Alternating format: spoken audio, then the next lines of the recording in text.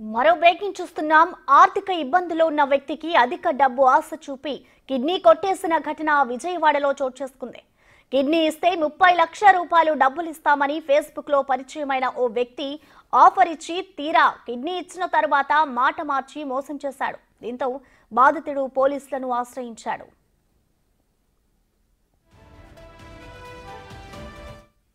విజయవాడకు చెందిన మధ్యవర్తి భాష గుంటూరుకు చెందిన గార్లపాటి మధుబాబుకు ఫేస్బుక్ లో పరిచయం అయ్యాడు.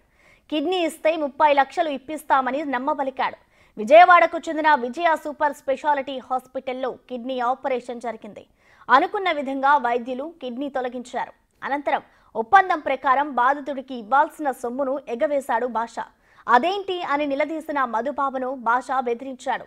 నువ్వు స్నేహితునిగా కిడ్నీ ఇచ్చినట్టు సంతకం చేశావని, నీకు డబ్బు ఇవ్వాల్సిన అవసరం లేదని బుకాయించాడు.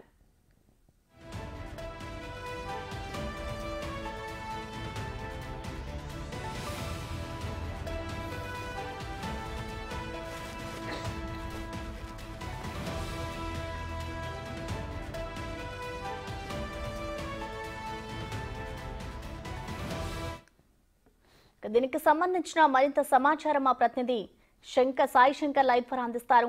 సాయి శంకర్, చెప్పండి, ఈ కిడ్నీ రాకెట్ కి సంబంధించిన, ఈ కిడ్నీ దందాకి సంబంధించిన అప్డేట్స్ ఎలా ఉన్నాయి? దీనికి సంబంధించి పోలీసులు ఎవరెవరి మీద కేసు నమోదు చేశారు సాయి శంకర్? ప్రస్తుతం విజయవాడ గుంటూరు కేంద్రంగా జరిగినటువంటి కిడ్నీ రాకెట్ ఏదైతే ఉందో అది గుట్టురట్టయిందనే విధంగా చెప్పుకోవచ్చు. బాధితుడు ఎవరైతే మధుబాబు నిన్న గుంటూరు ఎస్పీని కలిసి ఫిర్యాదు చేసినటువంటి నేపథ్యంలో ఈ కిడ్నీకి సంబంధించి కిడ్నీ రాకెట్ ఏదైతే ఉందో అది బయటకు వచ్చినటువంటి పరిస్థితి ఉంది. మధుబాబుకు 30 లక్షల రూపాయలు ఇస్తామని చెప్పి ఆయన్ని మోసగించి ఆయన దగ్గర నుంచి కిడ్నీని అయితే తొలగించినటువంటి పరిస్థితి ఉంది. ప్రస్తుతం మధుబాబు అయితే ఆ కిడ్నీ తొలగించినటువంటి నేపథ్యంలో తీవ్రమైనటువంటి ఇబ్బంది అయితే పడుతున్నారు. అయితే ప్రస్తుతం మధుబాబు చెప్తున్నటువంటి వివరాల ప్రకారం అతన్ని ఒక ఫేస్బుక్ ద్వారా ఒక వ్యక్తి భాష అనేటటువంటి వ్యక్తి పరిచయమైనట్లు చెప్తున్నాడు. అతను ఏదైతే ప్రస్తుతం ఉన్నటువంటి ఆర్థిక ఇబ్బందులు తొలగిపోవడానికి ఏదన్నా ఆలోచన చేస్తున్నటువంటి నేపథ్యంలో కిడ్నీ అమ్మితే అతనికి 30 లక్షల రూపాయలు ఇస్తాననే విధంగా చెప్పడంతో భాష చెప్పినటువంటి మాటలకి సుబ్రహ్మణ్యం అయితే లొంగినట్టు తెలుస్తుంది. ఈ భాష అనేటటువంటి వ్యక్తి వెంకట్ అనేటటువంటి వ్యక్తి, వీళ్ళిద్దరూ కలిసి ప్రస్తుతం మధుబాబుకు సంబంధించినటువంటి బాధితులు ఎవరైతే ఉన్నారో అతనితో మాట్లాడటం జరిగింది. వీళ్ళిద్దరూ కూడా సుబ్రహ్మణ్యం అనేటటువంటి మరో వ్యక్తితో కూడా కాంటాక్ట్ అవ్వడం జరిగింది. సుబ్రహ్మణ్యం అనేటటువంటి వ్యక్తి ఎవరైతే కిడ్నీని పొందినటువంటి వెంకటస్వామి ఉన్నారో అతనికి బావగా కూడా చెప్తున్నటువంటి పరిస్థితులు ఉన్నాయి. వాళ్ళిద్దరూ మొత్తం ఇదంతా కూడా ముగ్గురు కూడా దగ్గరుండి కూడా ఈ కార్యక్రమం ఈ మొత్తం తతంగం అంతా కూడా నడిపారు. వీళ్ళంతా కూడా మధ్యలో ఉండటం జరిగింది.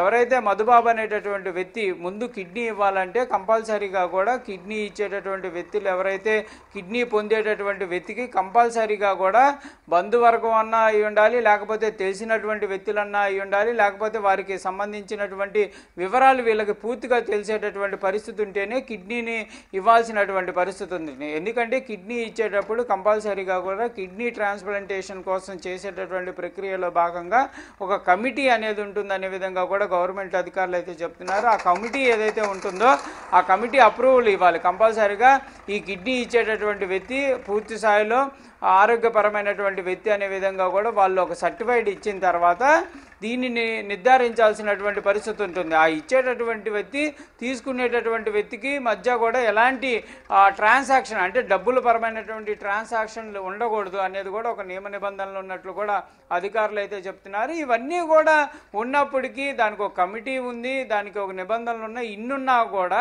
బాధితుడు క్లియర్గా మోసపోయాడంటే ఈ ఎవరైతే కిడ్నీ రాకెట్ నడిపేటటువంటి వ్యక్తులు ఎంత జాగ్రత్త పడ్డారనేది కూడా చూడాల్సినటువంటి పరిస్థితి ఉంది. పూర్తిగా మధుబాబుకు సంబంధించినటువంటి ఆధార్ కార్డు చేంజ్ చేశారు, ఆయన అడ్రస్ చేంజ్ చేశారు, వెంకటస్వామికి దగ్గర బంధువుగా కూడా సృష్టించినటువంటి పరిస్థితులు ఉన్నాయి.